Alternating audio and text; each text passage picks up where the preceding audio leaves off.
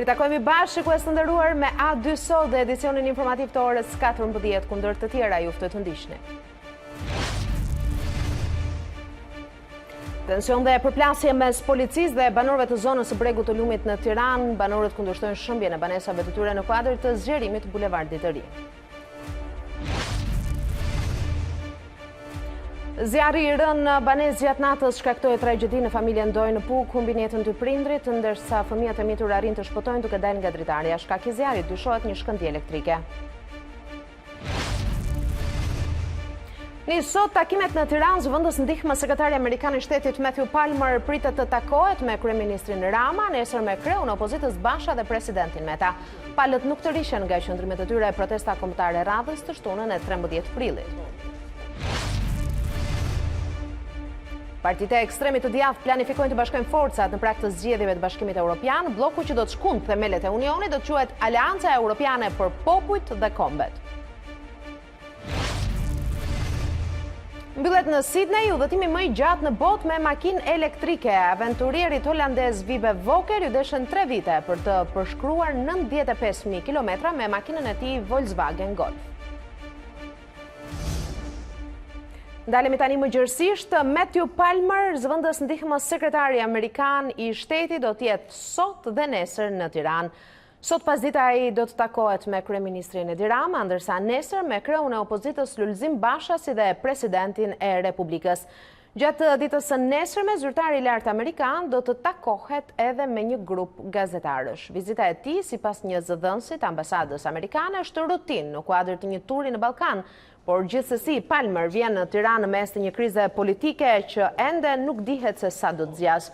Kryeministri Rama është i palëkundur ndaj kërkesës së opozitës për largimin e tij, ndërsa opozita mban më 13 prill protestën kombëtare të radhës në përpjekje për të fituar një qeveri tranzitore pa Edi Ramën dhe përgatitjen e zgjedhjeve të parakohshme parlamentare për një proces të lirë dhe të ndershëm votimi. Protesta e 13 prillit dhe organizimi i saj bëri që Selia Blu të nisë javën me takime të kreut demokrat Lulzim Basha dhe profesuesve të kësaj partie. Basha zhvilloi takime me anëtarët e kryesisë së partisë, ish deputetë demokrat dhe Këshillin Kombëtar, ku kërkoi një organizim sa më kapilar të protestës së 13 prillit. Burime për A2 CNN bën me dije se në fjalën e tij në mbledhjen e kryesisë, Basha është shprehur optimist për një pjesëmarrje të gjerë të qytetarëve, pasi sipas tij situata është në favor të opozitës së bashkuar. Kemi të gjithë situatën në favor, mësohet të jetë shprehur Basha. Ne jemi de facto shumicë që pas djegjes së mandateve, Partia Demokratike ka një rritje të menjëhershme edhe mes të pavendosurve. Jemi shumicë absolute në çdo sondazh të pavarur, vendas dhe të huaj, tha Basha, duke shtuar se pjesëmarrja e lartë në protestë ka një rëndësi të jashtëzakonshme. Kërkesa jon mbetet e pandryshueshme, largimi i Edi Ramës dhe qeveria tranzitore, tha Basha. Ndërsa pas ditën e sotme, kryetari demokrat do të zhvillojë takime me strukturat e Partisë Demokratike në Latshë dhe Kukës për të diskutuar pikërisht për organizimin e protestës së 13 prillit.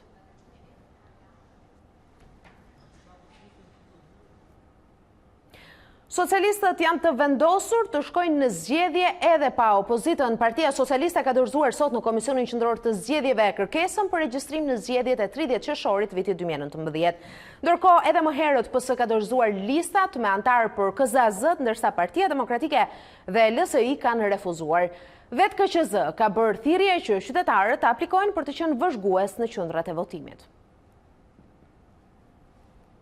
Për ambasadorin e Bashkimit Evropian, Shqipëria e ka sfid luftën me korrupsionin që rëndon qytetarët dhe institucionet ligjzbatuese. Luigi Soreka rikujtoi se niveli i lartë i korrupsionit në vend përkthehet automatikisht në më pak shkolla, spitale dhe vende pune. Ai siguroi se Bashkimi Evropian mbetet suporti i Shqipërisë, por vullneti politik të kësaj Soreka është një domosdoshmëri për këtë luftë. Today is a good day for Albania. Today is a day in which Albania shows it takes the fight against corruption seriously. Sot është një ditë e mirë për Shqipërinë. Sot është dita kur Shqipëria tregon që luftën kundër korrupsionit e merr vërtet seriozisht. The fight against corruption is of fundamental importance for Albanian population. Në fakt, lufta kundër korrupsionit është e një rëndësie thelbësore për të gjithë qytetarët e Shqipërisë. But also for the reputation and for the economic developments of the country. por po ashtu edhe për reputacionin dhe zhvillimin ekonomik të vendit. The economic cost of corruption is huge, but the human and societal costs are even bigger. Kostoja ekonomike e korrupsionit është shumë e madhe, por ama kostot njerëzore dhe ato të shoqërisë janë edhe më të mëdha. Corruption affects the functioning of the public administration and the quality of the services. Korrupsioni ka ndikim të drejtë për drejtë në funksionimin e administratës publike si edhe në cilësinë e shërbimeve që ofrohen. It has also a detrimental effect on the economy of a country. Por ka edhe një efekt shkatërrues për ekonominë e vendit. In concrete terms, this means fewer schools, less hospitals and less jobs. Që do të thotë në terma konkret, kjo do të thotë pra më pak shkolla, më pak spitale, më pak punë. Eradicating corruption is a very complex endeavor. Shfarrosja e korrupsionit është vërtet një përpjekje mjaft komplekse. It is primarily a challenge for the citizens and the institution of Albania, but these are not alone in their efforts. Kryesisht është sfidë për qytetarët dhe institucionet e Shqipërisë, por jo vetëm këta, pasi këta të gjithë nuk janë vetëm në këto përpjekje. As today shows, the EU and the rest of international community is here to support Albania in this fight. Pra nuk janë vetëm për arsye se siç duket qartë këtu sot, si Bashkimi Evropian, ashtu edhe pjesa tjetër e komunitetit ndërkombëtar janë këtu për të mbështetur Shqipërinë në këtë luftë kundër korrupsionit.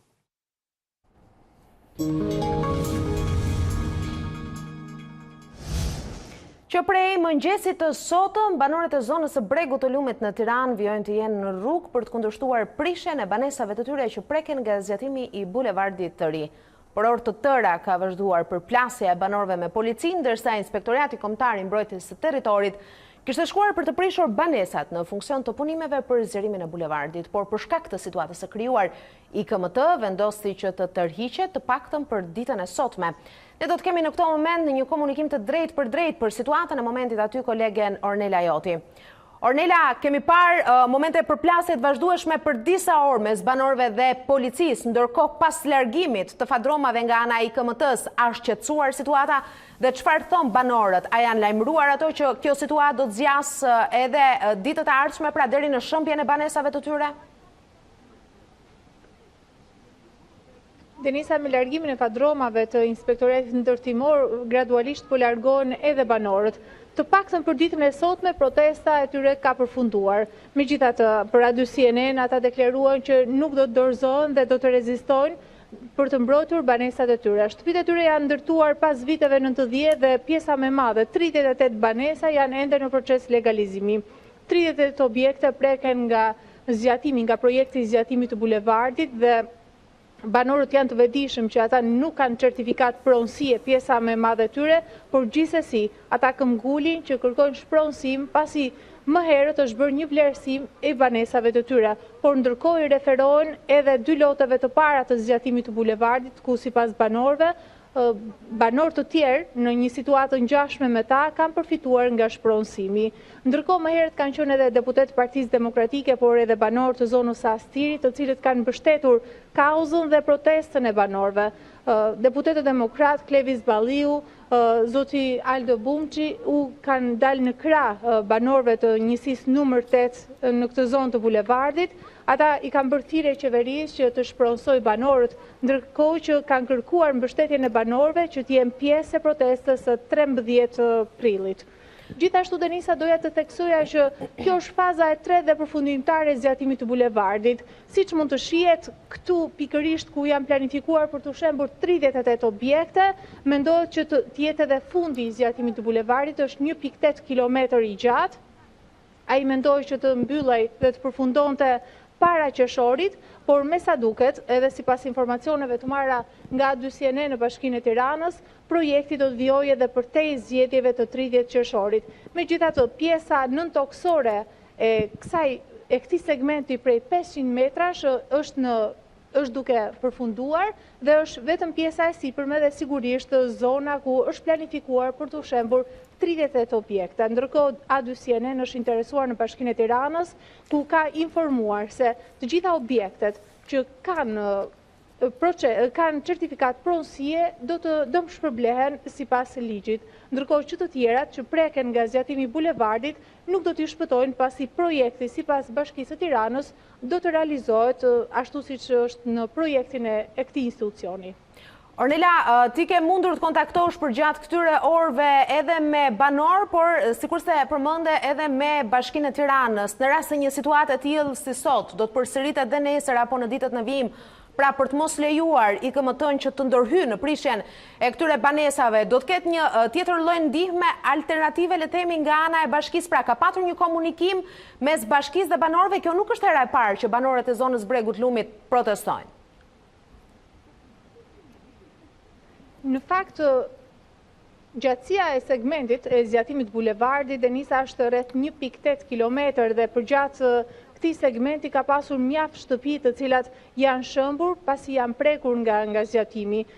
Shtëpitë të cilat kanë qenë të legalizuara dhe me certifikat pronësie janë në fazë shpronësimi, ende sipas tyre nuk i kanë marrë një pjesë parave, por gjithsesi ata janë në fazën e shpronësimit, ndërkohë që banesat e tjera janë shëmbur. Një nga alternativat që është dhënë nga Bashkia e Tiranës, jo vetëm për këtë zonë, por edhe për banorët e zonës Astirit dhe banorët e zonave të tjera, janë banesa sociale, të cilat ndodhen në zonën e Shkozës. Të pyetur nga dy CNN banorët e kësaj zone në zonën e Bregut të Lumit, ata refuzojnë në mënyrë kategorike të pranojnë hyrjet banesa sociale në zonën e Shkozës, thonë që do t'i mbrojnë me çdo kusht shtëpitë e tyre, nesër dhe në ditët në vijim do të dalin sërish për të mbrojtur objektet e tyre. Faleminderit, ishte në këtë raportim live nga Bulevardi i Ri, kolegja Ornela Joti.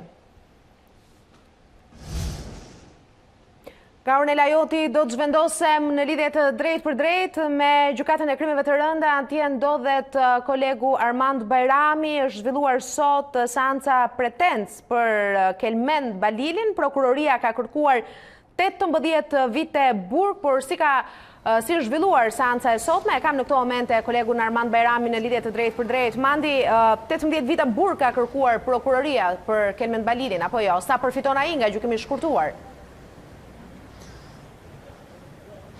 Prokuroria për krimet e rënda tha sot fjalën e fundit në lidhje me dosjen penale ndaj Kelmend Balilit, duke kërkuar deklarimin fajtor të tij për 4 veprat të cilat i rëndonin mbi supe dhe duke kërkuar përfundimisht një dënim me 18 vite burg. Por për shkak se ky proces gjyqësor është zhvilluar me gjykimin e shkurtuar, një procedurë e posaçme kjo, atëherë Kelmend Balili përfiton nga kërkesa e prokurorisë uljen e 1/3, pra kërkesa përfundimtare e prokurorisë është ajo e dënimit me 12 vite burg për Kelmend Balilin. Faleminderit, ishim në këtë raportim më live me kolegun Armand Bajrami për pretensën dhënë sot nga Kelmend Balili. Faleminderit, Mandi. Ndërkohë, para ditën e sotme, gjykata e apelit për krimet e rënda shtyn për të 6ën herë radhazi seancën gjyqësore ndaj Emiliano Shullazit dhe grupit.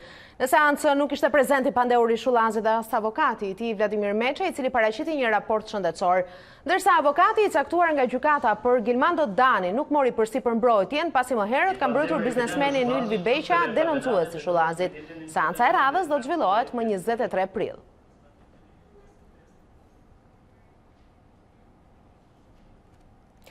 Policia italiane shkatroi 2 grupe kriminale ku pjesa më e madhe ishin shqiptar, të cilët zotronin 2 linja të trafiqeve të palishme. Fillimisht u arrestua një shtetase shqiptare, e cila mbërriti në aeroportin e Londrës me një kartë identiteti false dhe më pas u prangosën edhe 17 shqiptar të tjerë. Policia u ka faktuar trafikimin e 150 kg kanabis nga Shqipëria drejt Italisë, ndërsa për te Adriatikut ishte krijuar edhe një urë lidhse me Britaninë e Madhe, ku pjesa tjetër e rrjetit kriminal dërgonte emigrant shqiptar. Lënda narkotike vinte nga Shqipëria dhe nga rajoni i Puljas, transportohej me makina në afërsi të Romës, ku më pas furnizohej tregu i kryeqytetit italian.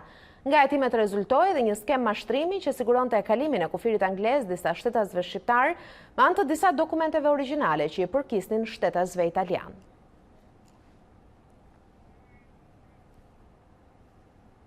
Një çift bashkëshortësh kanë humbur jetën në fshatin Breg të Pukës pasi flakët kanë përfshirë banesën ku jetonin së bashku me fëmijët dhe 2 prindrit e moshuar. Fatmirësisht fëmijët kanë shpëtuar nga kjo tragjedi, ndërsa hetimet paraprake tregojnë se shkak i zjarrit ka qenë një shkëndijë elektrike. Një ngjarje e rëndë ka ndodhur në orët e para të mëngjesit të së hënës në fshatin Breg të Pukës, ku si pasojë e flakëve që përfshin një banesë kanë humbur jetën bashkëshortët Petrit dhe Davandoj, përkatësisht 40 dhe 35 vjeç. Në banesën Dukaçe që u përfshin nga flakët, ndodheshin edhe 4 fëmijë minërënj të çiftit, të cilët fatmirësisht shpëtuan me dëmtime të lehta. Flakëve u kanë shpëtuar edhe çifti të moshuarve, gjyshërit e fëmijëve, të cilët kanë mundur të dalin në oborrin e banesës. 4 fëmijët janë dërguar në spitalin e Pukës, ku pasi kanë marrë ndihmën mjekësore, janë dërguar tek ta afërmit e tyre. Zjarfikësit dhe policia në vendngjarje kanë kërkuar për gati 2 orë derisa kanë gjetur trupat e pajetë të bashkëshortëve Ndoj pranë njëri tjetrit. Paraprakisht dyshohet se shkaki i zjarrit në banesë mund të ketë qenë një shkëndijë elektrike që ka favorizuar flakët. Kjo tragjedi, përveç se u mori jetën 2 bashkëshortëve, kalon jetim dhe në qiell të hapur edhe 4 fëmijët e tyre minoren.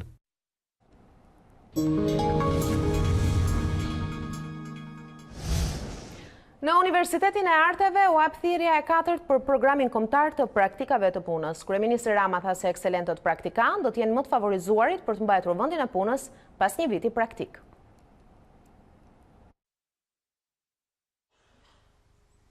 Ofron jo thjesht një njohje nga brenda të institucioneve, por edhe mundësinë që pas praktikës çdo njeri që e kalon këtë proces të mund të futet në procesin e konkurimit për një vend në administratë, duke pasur avantazhin që ka bërë praktikën e punës. Pra, marrja e një vendi pune është faktikisht në kompeticion mes tyre, jo me të tjerë. Kjo krijon kushtin që çdo kush që ka mbaruar me 90-ta të ketë mundësi zgjedhje në varësi të rezultatit dhe të ketë mundësi të hyjë në administratën publike pa konkurs, duke pasur një vit kontratë për të përgatitur që vendin e punës së marrë pa konkurs ta ruaj përmes konkursit. Partitë e ekstremit të djathtë planifikojnë të bashkojnë forcat në prag të zgjedhjeve të Parlamentit Evropian. Bloku që do të shkon themelet e Unionit do të quhet Aleanca Europiane për qytetarët dhe kombet. Partitë nacionaliste dhe anti-emigracion planifikojnë të bashkojnë forcat për zgjedhjet parlamentare evropiane të muajit të ardhshëm, në një përpjekje të qartë për të krijuar një blok të ri që mund të lëkundë bashkimin evropian. Nisma është njoftuar në një event të organizuar nga zëvendës kryeministri italian Matteo Salvini. Zhvillimi i fundit tregon vetbesim mes partive të ekstremit të djathtë dhe partive në pushtet, të cilat për herë të parë që prej krijimit të BE-s 60 vite më parë mund të sigurojnë mjaftueshëm vende në parlament për të pasur ndikim në mënyrën e drejtimit të kontinentit. Ne jemi gati të ndërtojmë një të ardhme dhe falenderoj miqt tanë me të cilët nisëm një udhëtim për të shpëtuar Evropën. Burokratët, njerëzit e mirë dhe bankierët që kanë qeverisur Evropën për shumë kohë po varrosin ëndrrën evropiane. Ne dëshirojmë të reformojmë Bashkimin Evropian dhe Parlamentin pa i shkatëruar. Ne duam që të sjellim ndryshime radikale në mënyrë që BE të fuqizojë shtetet anëtare. Bloku i partive nacionaliste do të quhet Aleanca Evropiane për qytetarët dhe kombet dhe fillimisht do të përfshijë të paktën 10 parti. Aktualisht nuk është e qartë nëse në këtë koalicion do të jenë edhe forcat politike nacionaliste që qeverisin Poloninë dhe Hungarinë. Politika kryesore e kësaj aleance është fuqizimi i shteteve të BE-s dhe ndalimi i emigracionit. Brexit vazhdon të mundojë Britaninë e Madhe në mungesë të një marrëveshje për planin e divorcit. Bashkimi Evropian kërkon që procesi të shtyhet me një vit, por Theresa May përballet me presionin e kabinetit për të shmangur një shtyrje të gjatë. Kryeministria Theresa May po përballet me trysni në rritje nga kabineti i saj për të shmangur mundësinë e një shtyrje të gjatë të Brexit, ndërsa raundi i fundit i bisedimeve ndërpartiake për arritjen e një kompromisi nuk pritet të prodhojë ndonjë rezultat konkret. Reagimi i May erdhi të dielën përmes një videoje ku bëri thirrje për zgjidhje kompromisi, megjithëse e vlerësuar për stilin informal, ajo nuk ofroi ndonjë propozim të ri për t'i dhënë fund gërçit. Qëndrimi i qeverisë është se ne absolutisht duhet të shkëputemi nga Bashkimi Evropian, duhet ta çojmë Brexit deri në fund. Kjo nën kupton se duhet të arrijmë një marrëveshje përmes një qasjeje të re dhe bisedimeve ndërpartiake. Ndërsa laboristët duan të mësojnë lëshimet që mund të ofrojë May pas thirrjes dramatike të javës së kaluar për konsensus, koha për dakordsimin mbi një plan të mundshëm nuk premton. Nëse Brukseli nuk pranon një tjetër shtyrje, Brexit do të ndodhë të premte në 12 prill. May ka kërkuar një pauzë deri në 30 qershor, por Unioni propozon që shtyrja të zgjatet deri në 1 vit. Andrea Lidsom, lider e Dhomës së Komunëve, tha për BBC-n se ideja e një zgjatje përtej zgjedhjeve europiane ishte absolutisht e papranueshme. Bashkimi Evropian dëshiron të evitojë një Brexit pa ujdi, por ajo që duam të shmangim ne është pjesëmarrja në zgjedhjet europiane.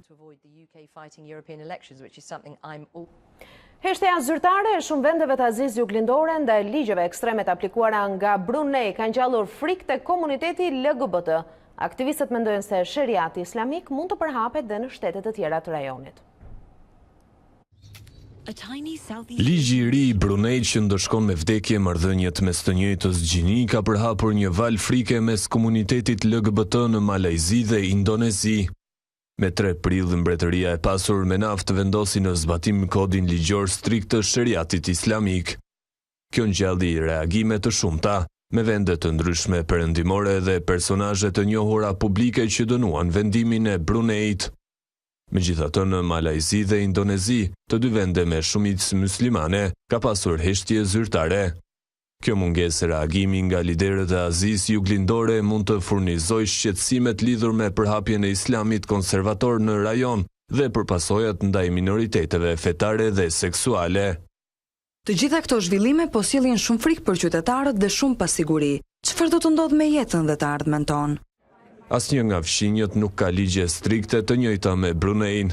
Në Malajzi marrëdhëniet mes të njëjtës gjini janë të paligjshme dhe dënohen me burg, ndërsa në Indonezi janë të ligjshme, megjithatë konsiderohen tabu kulturore.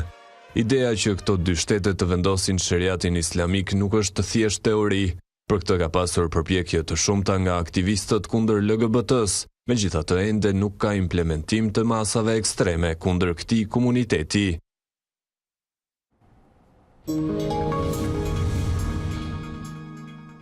Napoli nuk duhet të humbiste në shtëpi përballë Genoas për të evituar që Juventus të festonte matematikisht titullin kampion në Serinë italiane. Skuadra e Ancelottit barezoi 1-1 me avantazhin e Martens, që nuk mjaftoi pasi Lazovic barezoi rezultatin.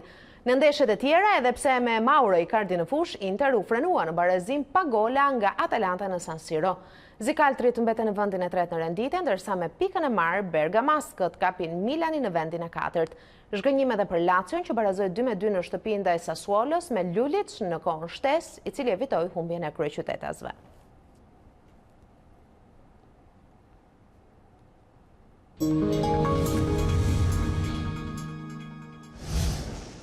Mbyllet në Sydney udhëtimi më i gjatë në botë me makinë elektrike. Aventurierit holandez Wiebe Volker ju dëshën 3 vite për të përshkruar 95.000 kilometra me makinën e tij Volkswagen Golf.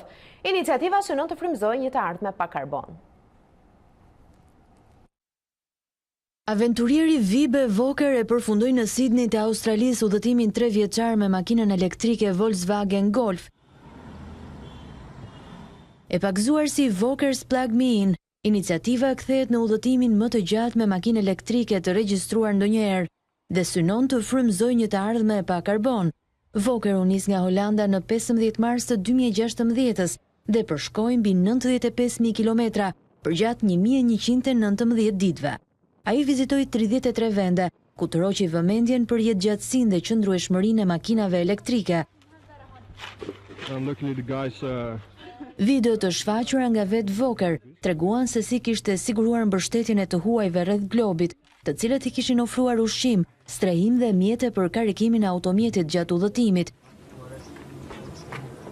Pak pas orës 14 aventurieri holandez dhe autokolona e makinave të tjera elektrike kaluan të famshmen Harbour Bridge para se të përfundonin udhëtimin në kopshtet botanike mbretërore pranë operas së Sydneyt. Kemi ardhur këtu në fund, ju kujtoj edhe një herë titujt kryesorë. Tension dhe përplasje mes policisë dhe banorëve të zonës së Bregut të Lumit në Tiranë. Banorët kundërshtojnë shëmbjen e banesave të tyre në kuadër të zgjerimit të bulevardit të ri. Zjarri i rënë në banesë gjatë natës shkaktoi tragjedi në familjen Doj në Puk, humbin jetën 2 prindrit, ndërsa fëmijët e mitur arrin të shpotojnë duke dalë nga dritarja. Shkak i zjarrit dyshohet një shkëndijë elektrike. Niso takimet në Tiranë, zëvendës ndihmë sekretari amerikan i shtetit Matthew Palmer pritet të takohet me kryeministrin Rama, nesër me kreun e opozitës Basha dhe presidentin Meta. Palët nuk të riqen nga qëndrimet e tyre, protesta kombëtare e radhës të shtunën e 13 prillit. Partitë e ekstremit të djathtë planifikojnë të bashkojnë forcat në prag të zgjedhjeve të Parlamentit Evropian. Bloku që do të shkon themelet e Unionit do të quhet Aleanca Europiane për Popujt dhe Kombet. Mbyllet në Sydney udhëtimi më i gjatë në botë me makinë elektrike. Aventurierit holandez Wibe Voker i deshën 3 vite për të përshkruar 95.000 kilometra me makinën e tij Volkswagen Golf. Për zhvillimet më të fundit mund të na ndiqni në faqen tonë zyrtare në internet @2cnn.com, sikurse edhe përmes të rrjeteve tona sociale. Bashkëndajemi këtu, mirupafshim.